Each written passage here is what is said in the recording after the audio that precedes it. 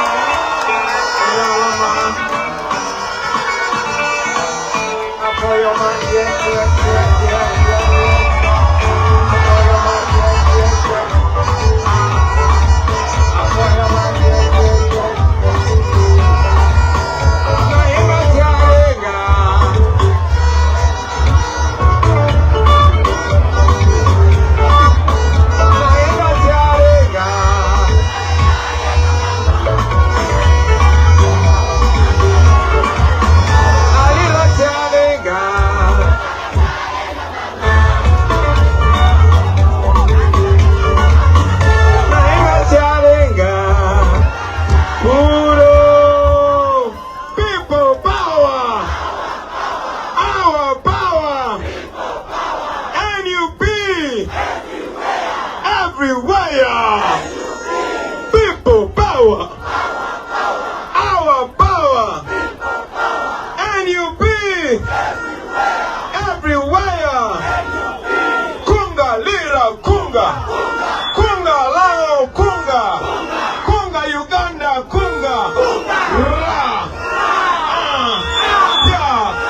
Hello. Hello.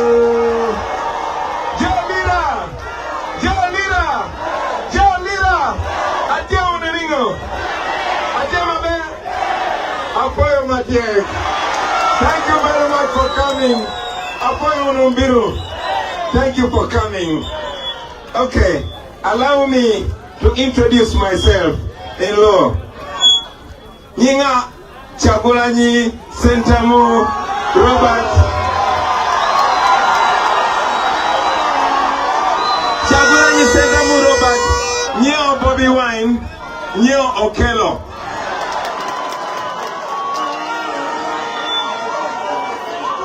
I am very, very, very happy to see you.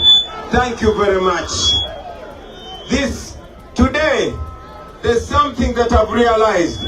In fact, let me invite my sister, Comrade Ageno, to translate for me. I could have spoken Luo, but I know we have some people that don't understand Luo.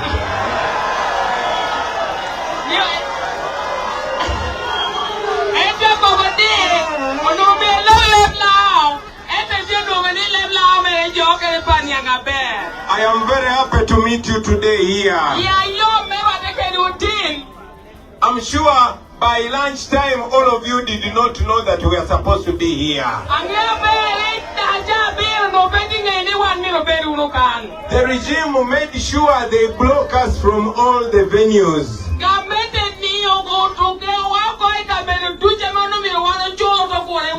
They did not want people to gather so much like this so that the world sees that we have support.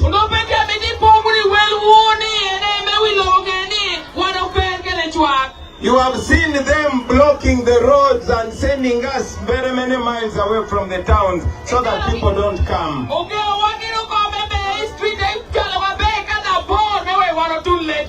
So today they blocked us and did not clear our presence here until 1:30.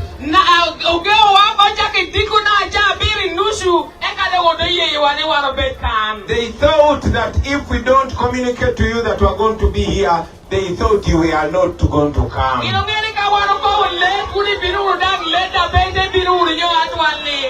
So this rally, we cannot say that this rally was organized. But look how many you are. Look how many you are. When I was coming here, I did not expect so much people. But when I saw you here, I touched my head and said, Ojone.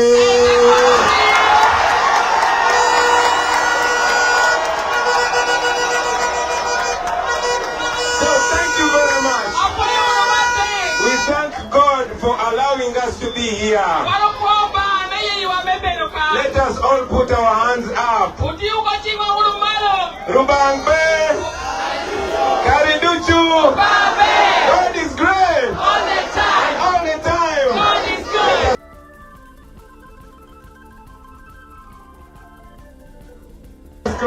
hands together for the Almighty God. We are here because God is planning something for us. We are here because this is our time. We are still alive because there is a reason why we are alive. We are coming together because God has a mission for us. I did not know why we had inspiration to hold the Uganda national flag right from the beginning of this campaign.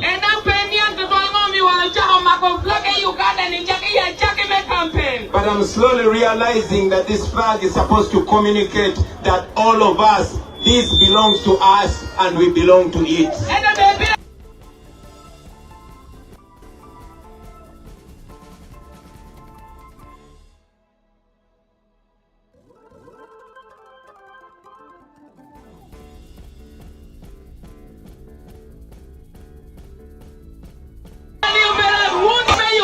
It shows our ownership of Uganda. This is our inheritance. We inherited it from independence. This is a symbol of the plan that our grandfathers had for us. On the 9th of October 1962, many of young Ugandans then came together from northern Uganda, from eastern Uganda, from western Uganda, from central Uganda. All of them, they had a mission, they had a plan, they had a dream to build a country. A country that would make life better for what they called the future generation. In 1962, when they said the future generation, they meant you. They meant me. They meant all of us. We are the grandchildren of that generation. We are the grandchildren of the Obote generation. The grandchildren of the Benichuanuka generation. We are the grandchildren of the Nabudere generation. We are the grandchildren of the Nichon generation. We are the grandchildren of the young men and women in 1960. And I have news for you today. We are the grandparents of the future generation. You and me. Whether they are whether we be from here in Lango, or from Buganda, or from Busoga, any part of Uganda. We are the grandparents of the children that are going to come here 30, 40, 50, 60 years from now. So we were thinking about that when we were building a manifesto. When I decided to run for president, what was on my mind was all of Uganda.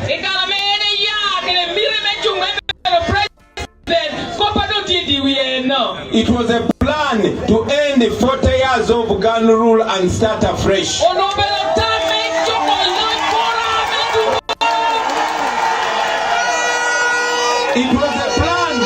It was a plan how to use the big wealth that we have in Uganda.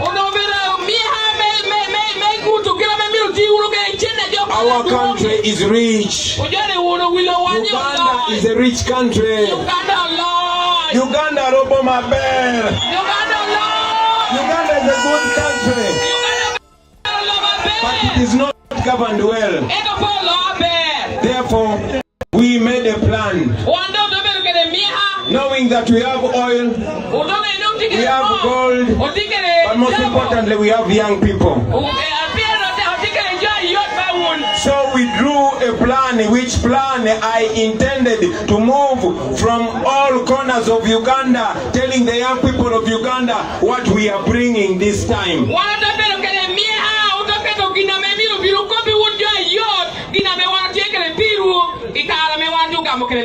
2021,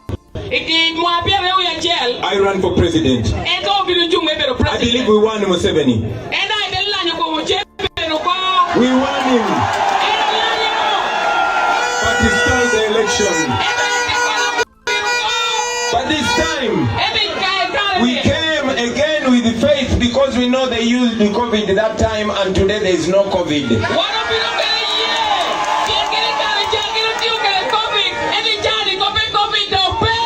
We came back again because we knew fewer people voted last time and we wanted to mobilize and encourage all the people of Uganda, especially the young people, to turn out and vote.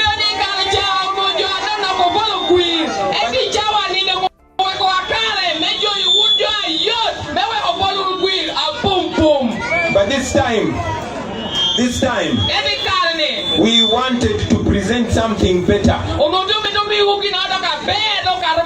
We wanted to paint a picture of a new Uganda. What that Uganda is going to look like. How is it going to benefit you? How do you fit in that new Uganda? When you're going to vote, why do you make sure you vote? Because you see what you're going to get. And that is what I've been telling the people from the east, from Busoga to Setei to Tororo to Busia. That is the message that we are giving the young people there.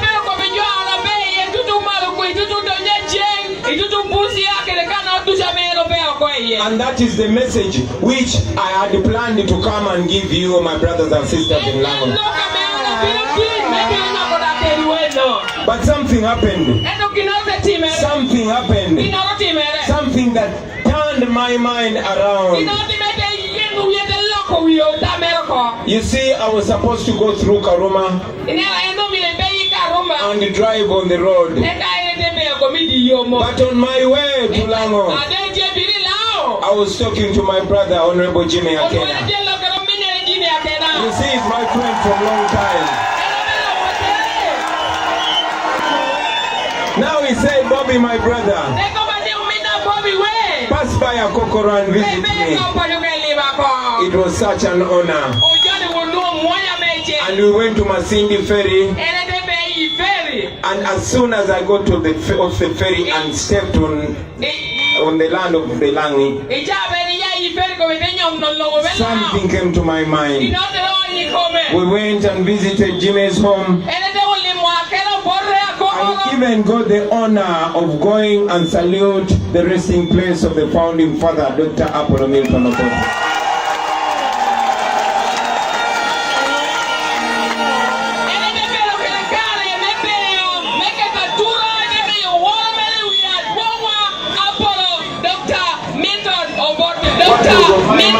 All of Uganda. It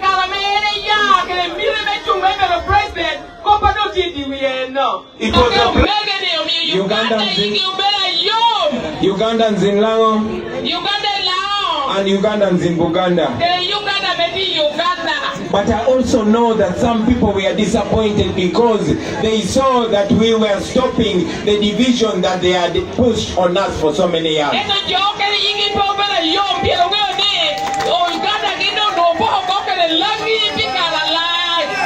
This visit made me change even the message I'm going to give you today.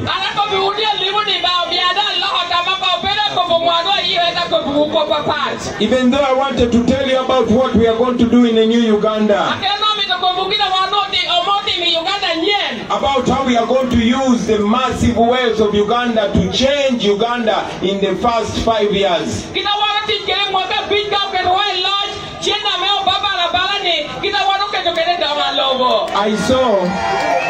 I saw that even if I have a good message to give you, you cannot give a good message to a mind that is already biased.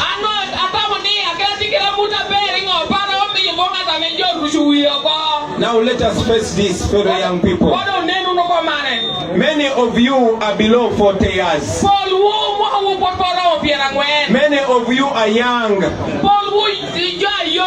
Many of you born after Museveni took over our country. Many of us have grown up on lies. I don't know what lies you've been told about the Baganda, but I will tell you the lies that we have been told about the people of Lango, the people of Northern Uganda, and the people of all UPC.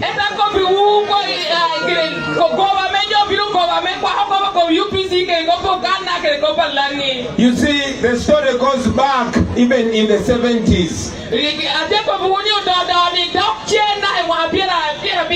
But I will start from 1980. Now in 1980, when none of you was born, when none of us was born, there was a presidential election. In that election, there were 4 political parties competing. There was UPC led by Dr. Milton Obote. There was DP led by Dr. Paul Semogerere. There was Conservative Party led by Chapa Kanuanga. And there was UPM led by Yoweri Museveni. Now, at the end of the election, Museveni had got 1% of the vote. I said Museveni got 1% of the vote in 1980. But you know what Museveni said? Museveni said that Obote had stolen his election. And he said that Obote was overstaying in power. So Museveni started the war. He did not start that war where he comes from. He started that war in Uganda, in Luwero. He started killing people. They started raiding banks. They started burning ambulances and raiding innocent people at night. And for a long time, especially after he took over power, the story in Uganda was that it was the UPC people that had gone around killing people.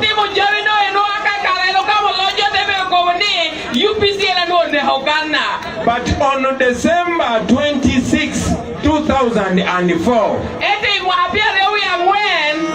I said on December 26, 2004,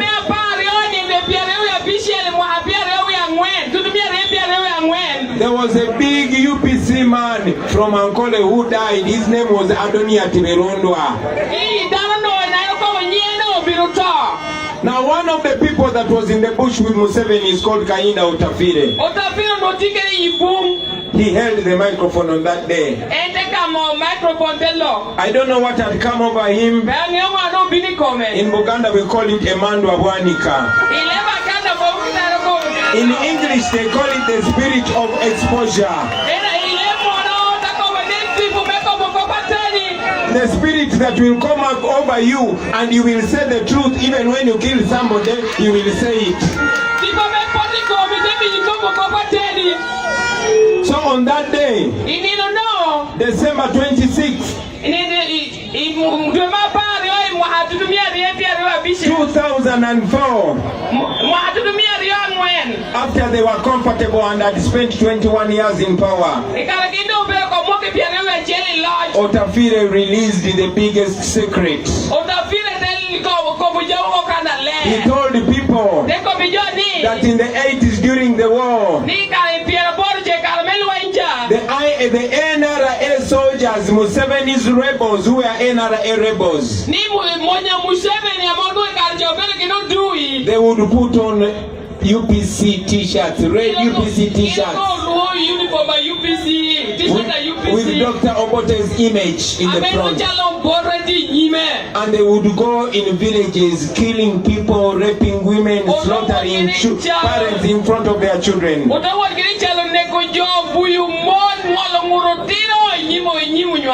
in order to make the people of Uganda hate the government of the day.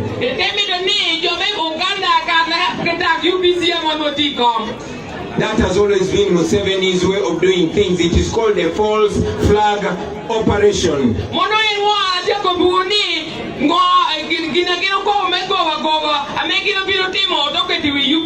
Then after killing our people, they would disappear for about an hour and then come back in their uniform and say, who has killed them? Who has killed them? We can help you.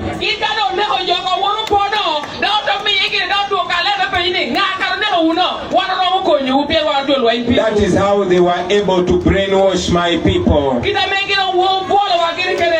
So after they took power in 1986, all the radios, all the TVs, all the stories that were being manufactured, they were teaching us hate. They were teaching us division. And I am sure even in northern Uganda the same story.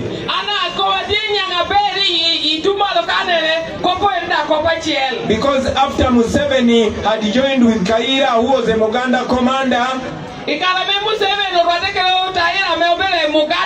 and Lira had given his military to Museveni, they killed Andrew Takome Lira in 1987.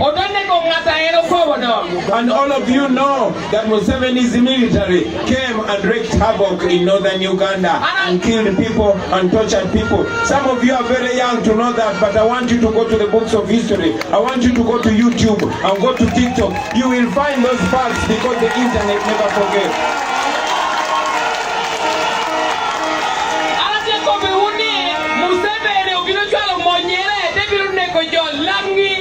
No, settle down, don't run, don't move, don't move, don't move, come back here, relax, don't move, nobody move, no, don't move, I am here with you, don't run away, don't let anybody intimidate you. We not fear them, we not run away from them, we don't fear them, no, we don't run away.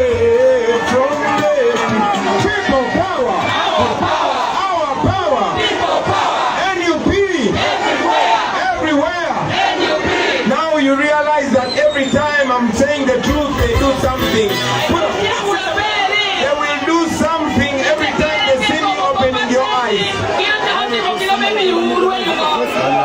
The mission that brought me to Lago is to open the eyes of the people. I came to open the eyes of the people. Because if we don't open our eyes, we will never know the truth. They want to choose for us our enemies. Somebody who is supposed to be my brother, they want to make that person my enemy. And every time they see us opening eyes, they will cause some kind of chaos. I am encouraging you, my brother, don't be afraid. Those people are scared of us. They are scared of us.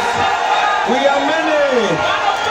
We are young. We are powerful. Don't fear them. Okay, now listen to me. Where did we stop? I want you to. Who has been following? Where did we stop? Where did we stop? Where did we stop?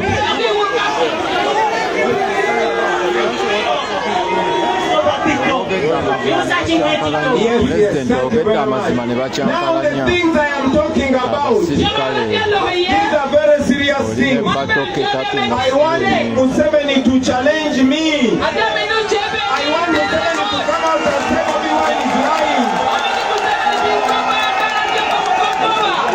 I want Museveni to come and say he's not the one who killed almost 1 billion people in Uganda. Museveni cannot challenge me because Museveni knows he's a criminal.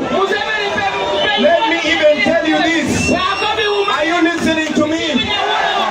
That style of Museveni spoiling other leaders' image did not start in Obote's time.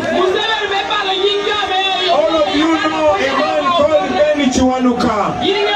All of you know a man called Ben Chiwanuka. The man was killed in a means time. Some of us who read books, some of us who do research, some of us who follow history, we know that there's a claim that Museveni and his group of rebels called from NASA killed Ben Chiwanuka in 1972.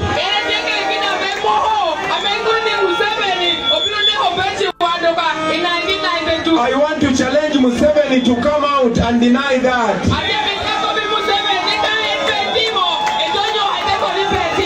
Because according to the records of Uganda police, according to the investigation of Uganda police,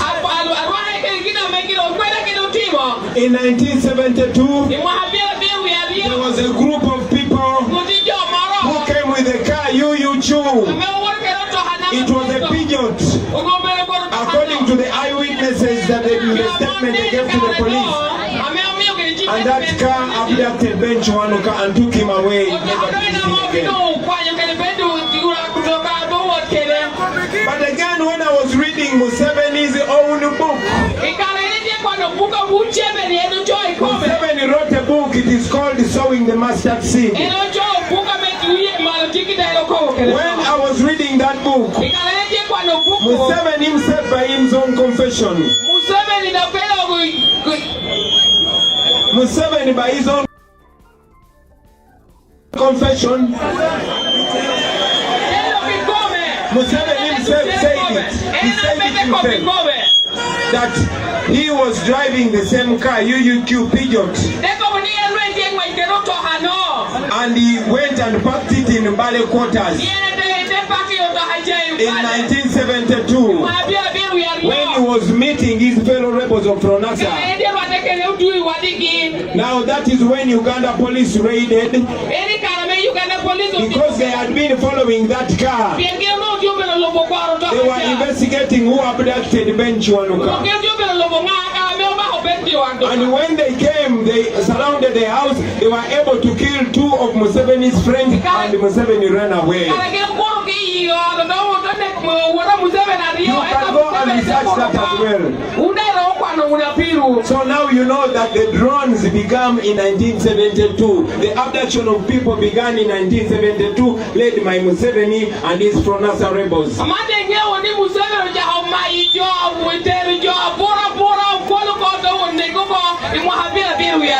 Now ask, why am I telling you that story? I am telling you that story so that you know that the people of Uganda know who killed their people. I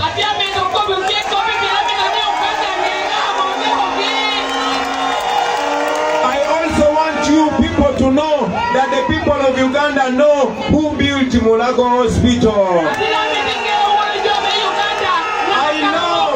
I want you to know that the people of Uganda know which president bought and built most of the schools that we have today.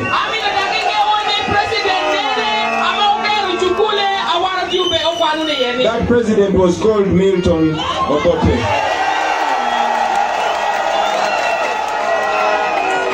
Museveni came and took power by force.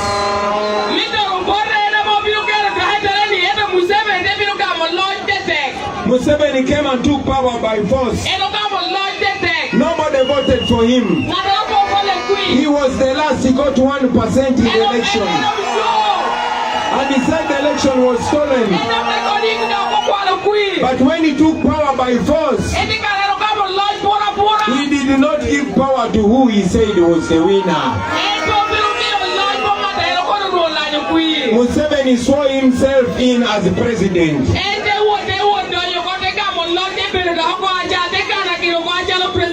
And do you know what Museveni said when he was swearing in? He said that the problem of Uganda are the leaders who overstay in power.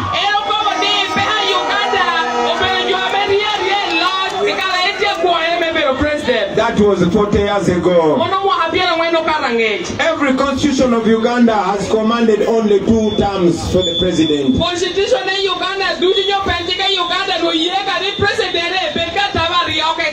Museveni has ruled us for 7 terms. 7 painful terms. So now that you know the truth, my brothers and sisters, now that you know that we are not supposed to be enemies, now that you know that we are more useful to each other as brothers and sisters, allow me also tell you this. It has been 40 years, brothers and sisters. 40 years of gun rule. 40 years of humiliation. 40 years of poverty. 40 years of destruction of everything that the old presidents left for us.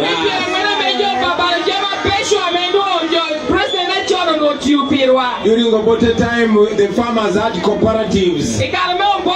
Museveni destroyed everything. We had a railway functioning all across Uganda. Museveni destroyed everything.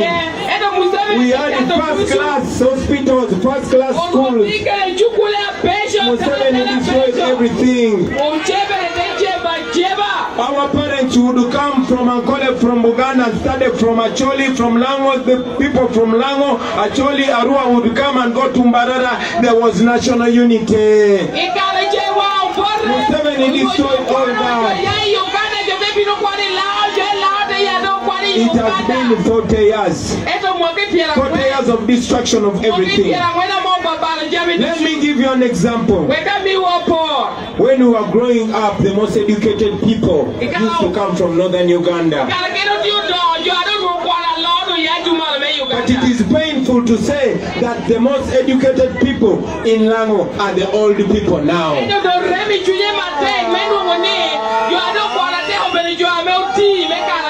The most segregated people are from northern Uganda. It has been 40 years. I want, if you are 40 years and above, 40 years, don't put up your hand. But if you are 40 years, let me see your hand. Look, you see, that means more than 99% of you here have never seen another president. All of us have never seen another president. Right here, I am one of the oldest people here as we stand. I said, here as we stand, I am one of the oldest people here. But I was only 4 years when this guy took over our country. My brothers and sisters, I am here to tell you that this is our 1962. I said this is our 1962. Before anything, before I tell you about the new Uganda, before I tell you about the plan that we must do, I will tell you that we must unite. I said we must unite. We must define ourselves. Look back in history. The white people ruled over us. But for us to get independence, we had to come together. Our fathers and mothers came together from different regions. That is why the people that brought independence, you will see Benny Chiwanuka from Uganda, you will see Milton Obote from Lango, you will see Adonia Tiverondwa, you will see Professor Nabudere from Bugishu, you will see a whole Uganda. All of them were Ugandans coming together.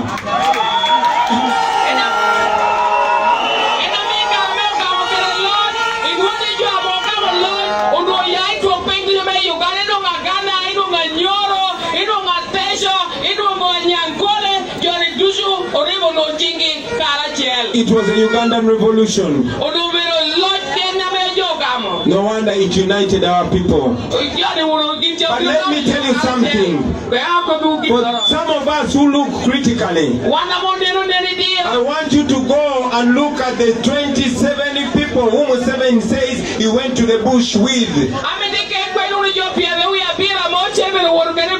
All of them were from only one tribe. All the 27 27,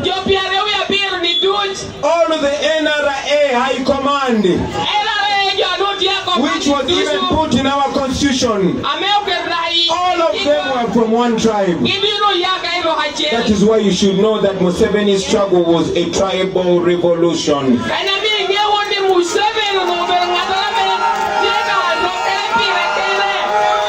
I am here to call upon you to come together.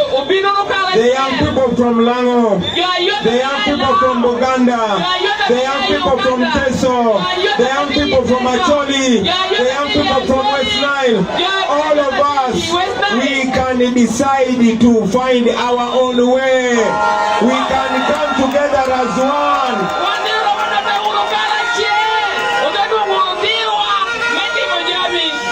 We must realize that we are all slaves. We have been enslaved on our own land. In the 1980s, Dr. Obote told us that Museveni is not a Ugandan.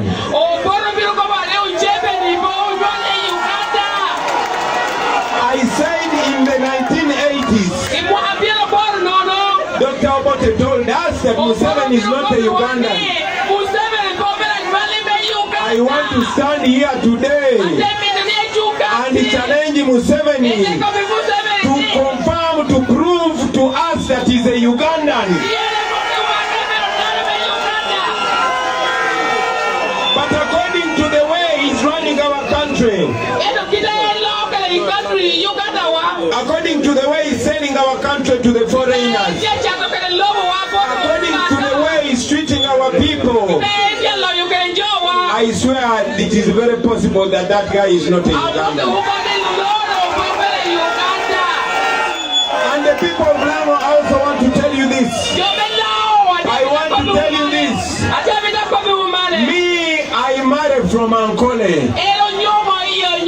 My wife comes from Ankole. So the people of Ankole are my brothers and sisters in law. And they have told me in word and action that they are also suffering. This guy is using them as a human shield. He is making the rest of the country hate them, and yet they are also in pain.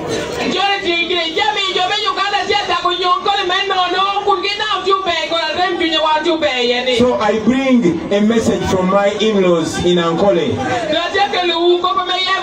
that they also want to change, they also want a new Uganda.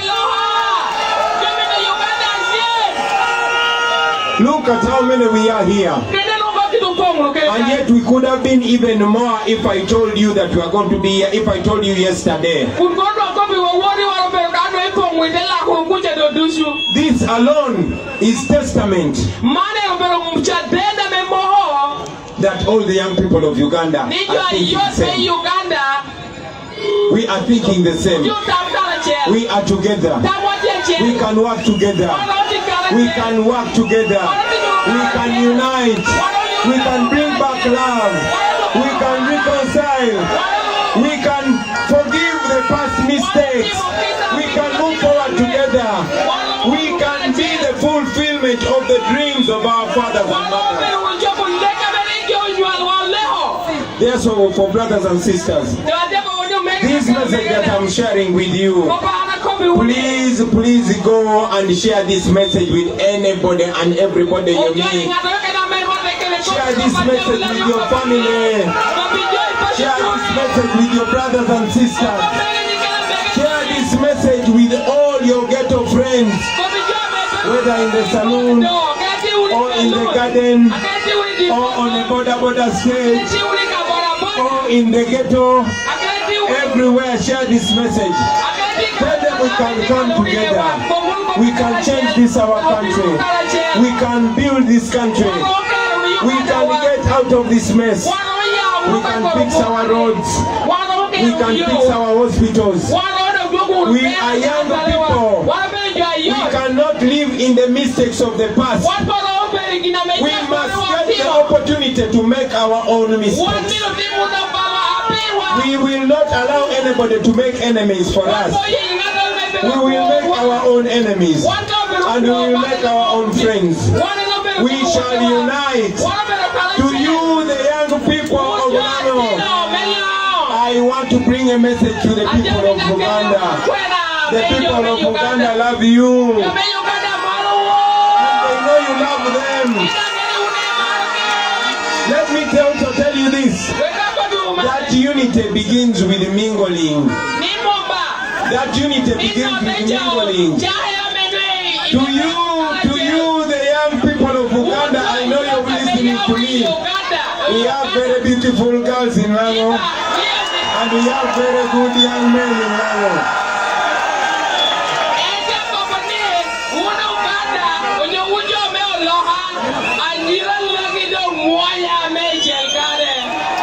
And to you, the young people of Lago, we have very good girls in Uganda there.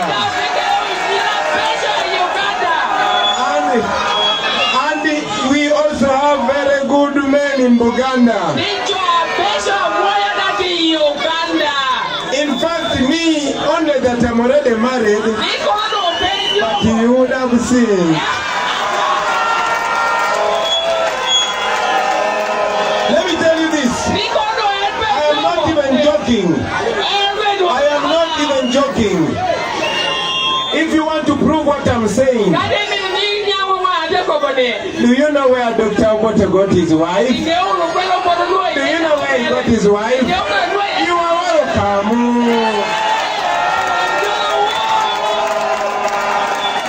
Now, after us knowing that, after knowing that we are all slaves, after knowing that there's no difference from us, after knowing that we can get to a better country, after knowing that we can be each other's keeper, I want to tell you, brothers and sisters, I am presenting myself not only to be president. I am representing an idea of a new Uganda. The time is not enough for me to explain it now. But I know you young people. You are all on TikTok. You are all on social media. I want you to go and follow our pages. The National Unity Platform. You will see. You will see. You will see young men and women from all of Uganda breaking down for you. But in brief, we are going to build a Uganda that makes everybody proud.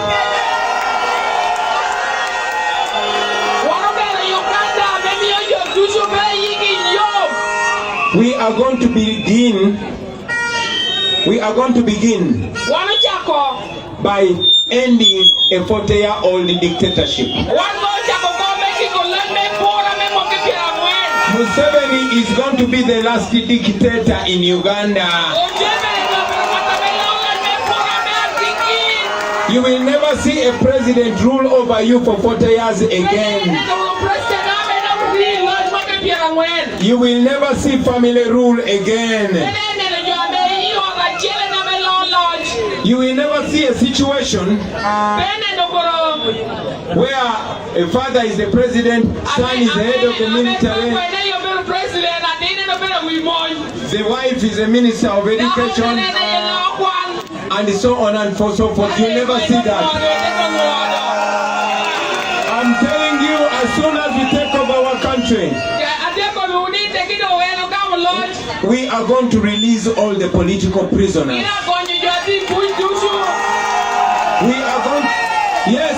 We are going to release Dr. Kiza Besigye because he's innocent. We release Eddie Mutwe because he's innocent. Bobi Young is innocent. Achille is innocent. And all political prisoners will be free. You will never see people who are not soldiers being tried in a military court. It will never happen. Never again will you be discriminated because of the language that you speak. Education is not going to be a preserve for people from a certain ethnicity. Our women will not die again in hospitals because our hospitals are going to be refurbished.